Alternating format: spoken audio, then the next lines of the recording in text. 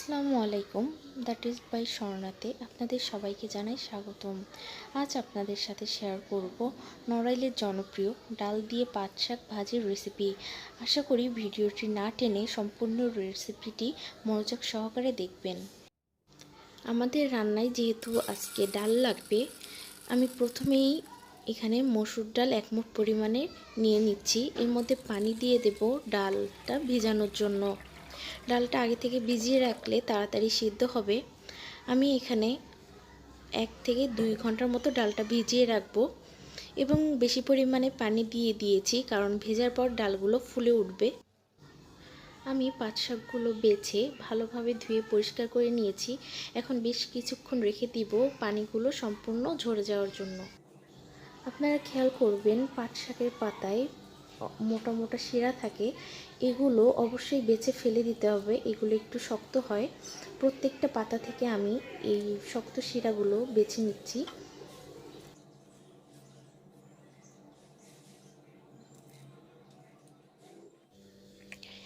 এবার আমি পাট শাকগুলো ছোট ছোট করে কুচি করে নেব।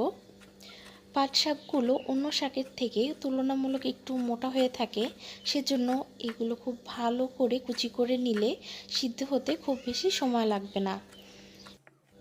আমি সম্পূর্ণ পাট শাক এভাবে ছোট ছোট করে কুচি করে নেব, যেন কোনো পাতা আস্ত থেকে না যায়। এবার দেখা যাক কি কি লাগছে। এখানে আমি 1 মুঠের মতো পাট শাক নিয়েছি এবং সবগুলো কুচি করে নিয়েছি। এখানে আমাদের লাগছে 10টি মরিচ, আমি ছোট করে কেটে একটু থেতো করে নিয়েছি। আর আমাদের এখানে লাগছে 1 মুঠের মতো মসুর ডাল, এটাকে আমি ভিজিয়ে রেখেছিলাম, সো ফুলে ডাবল হয়ে গিয়েছে। আর এখানে আমি দেশি 3টা রসুন ছিলে থেতো করে নিয়েছি এবং থাকছে একটি তেজপাতা। এখানে আমি 4টি দেশি পেঁয়াজ কেটে কুচি করে সেটাকে আবার থেতো করে নিয়েছি। এভাবে থেতো করে নেওয়ার কারণে শাকের সাথে পেঁয়াজ এবং রসুন খুব ভালোভাবে মিশে যাবে। এবার আমি মূল রান্নায় চলে যাচ্ছি। আমি চুলায় ডাল সিদ্ধ বসিয়ে দিয়েছি এবং সামান্য হলুদ দিয়ে দিচ্ছি। আমি ডাল সিদ্ধর সময় লবণ দিই না, কারণ লবণ দেওয়ার কারণে ডাল সিদ্ধ হতে একটু সময় লাগে, সেজন্য শুধু হলুদ দিয়ে ডালটা সিদ্ধ করে নেব। ডালটা এমনভাবে সিদ্ধ করতে হবে যেন পুরোপুরি গলেও না যায়, আবার সিদ্ধও হয়ে যায়।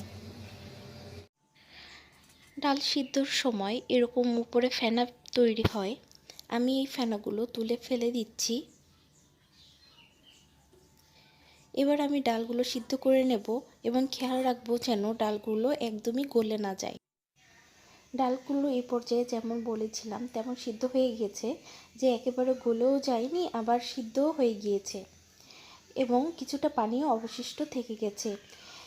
এই পর্যায়েই আমি এর মধ্যে অ্যাড করে দেব থেতো করে রাখা কাঁচামরিচ। এরপর দিয়ে দেব একটি তেজপাতা। এরপর দিয়ে দিচ্ছি রসুন থেতো করা এবং থেতো করা পেঁয়াজ কুচি। আমি কিন্তু অর্ধেক পরিমাণ দিচ্ছি এবং অর্ধেক পরিমাণ রেখে দিচ্ছি ফোড়নে ব্যবহার করার জন্য। এরপরে আমি এর মধ্যে অ্যাড করে দিব স্বাদ মতো লবণ।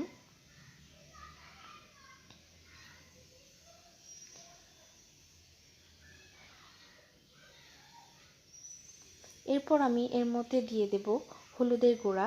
আমি আগে একটুখানি হলুদের গুঁড়া দিয়েছিলাম, এজন্য এই পর্যায়ে একটু কম পরিমাণে দিয়ে নেব। এরপর আমি সব কিছু একসাথে নাড়িয়ে চাড়িয়ে মিশিয়ে নেব এবং যে পানিটুকু আছে সেই পানিটুকু সম্পূর্ণ টেনে যাওয়া পর্যন্ত অপেক্ষা করব। ডালের পানি সম্পূর্ণভাবে শুকিয়ে গিয়েছে। ঠিক এই পর্যায়ে আমি এখানে দিয়ে দেব কুচি করে রাখা পাট শাকগুলো।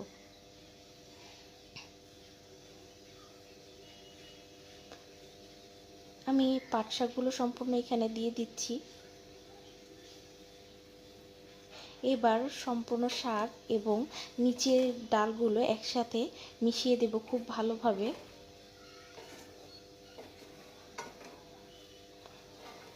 পাট পাট শাক সিদ্ধ করতে এক্সট্রা পানির প্রয়োজন হবে না, বরঞ্চ এটাকে কড়াইয়ে দেওয়ার আগে পানিটা সম্পূর্ণভাবে ঝরিয়ে নিতে হবে, না হলে কিন্তু পাট শাকটা একটু স্টিকি হয়ে যাবে। পাট শাকটা একটু শুকনো শুকনো রান্না করতে চাইলে আপনারা আগে ভালো করে ধুয়ে পানিটা সম্পূর্ণরূপে ঝরিয়ে নেবেন, তাহলেই পাট শাকের ভাজিটা খেতে আপনারা মজা পাবেন। এ পর্যায়ে আমি এটা ঢাকা দিয়ে দিচ্ছি। এবার আমি ঢাকনা তুলে নিচ্ছি। আমি কিন্তু এরই মাঝে কয়েকবার ঢাকনা উঠিয়ে শাকটা একটু নেড়ে চেড়ে দিয়েছিলাম এবং এই পর্যায়ে আমার শাকটা খুব ভালোভাবে সিদ্ধ হয়ে গিয়েছে। এখন আমি অন্য একটি কড়াইয়ে সাদা তেল নিয়ে নিচ্ছি। তেল গরম হয়ে যাওয়ার পর আমি এর মধ্যে অ্যাড করে দিব বাকি পেঁয়াজ এবং রসুন কুচিগুলো। এগুলো আমি ফোড়নের জন্য লাল লাল করে ভেজে নিব। এখানে আপনাদের ছোট্ট একটা রিকোয়েস্ট করি, আমার এই রেসিপিটি যদি আপনাদের ভালো লেগে থাকে তাহলে দয়া করে চ্যানেলটি সাবস্ক্রাইব করবেন এবং ভিডিওটিতে একটি লাইক দিয়ে দিবেন। এখানে আমার পেঁয়াজগুলো লাল লাল করে ভাজা হয়ে গিয়েছে। এখন আমি এর মধ্যে সিদ্ধ করে রাখা পাট শাকগুলো দিয়ে দিব। অর্ধেকটা পাট শাক দেওয়ার পর আমি দ্রুত এটাকে নেড়ে চেড়ে ফোড়নের সাথে মিশিয়ে দিচ্ছি। এরপর আমি বাকি শাকটুকু এর মধ্যে অ্যাড করে দিচ্ছি। এবার এটাকে খুব ভালোভাবে নেড়ে চেড়ে ফোড়নের সাথে মিশিয়ে ভেজে নেব, যেন ফোড়নের ফ্লেভারটা সমস্ত শাকে ছড়িয়ে যায়। এভাবে আমি নেড়ে চেড়ে বেশ কয়েক মিনিট সুন্দর করে ভেজে নেব, যেন কোনো গা ভেজা ভাব না থাকে, শাকটা একদম শুকনো শুকনো ভাজি হয়ে যায়। আমি নেড়ে চেড়ে ভেজে নিচ্ছি, না হলে নিচে লেগে যেতে পারে।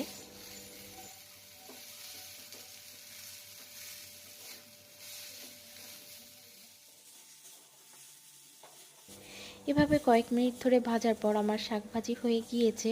এখন আমি এটাকে নামিয়ে নিচ্ছি। এই তো খুব সহজে তৈরি হয়ে গেল নড়াইলের জনপ্রিয় ডাল দিয়ে পাট শাক ভাজি। দেখুন দেখতে কতটা সুন্দর হয়েছে এবং খেতে ততটাই মজা হয়েছিল। আপনারা সবাই বাসায় রেসিপিটি একবার হলেও ট্রাই করে দেখবেন। ভিডিওর স্ক্রিনে আমার প্রিভিয়াস ভিডিওগুলোর লিংক দেওয়া থাকবে। এতক্ষণ ভিডিওটি দেখার জন্য আপনাদের সবাইকে জানাই ধন্যবাদ।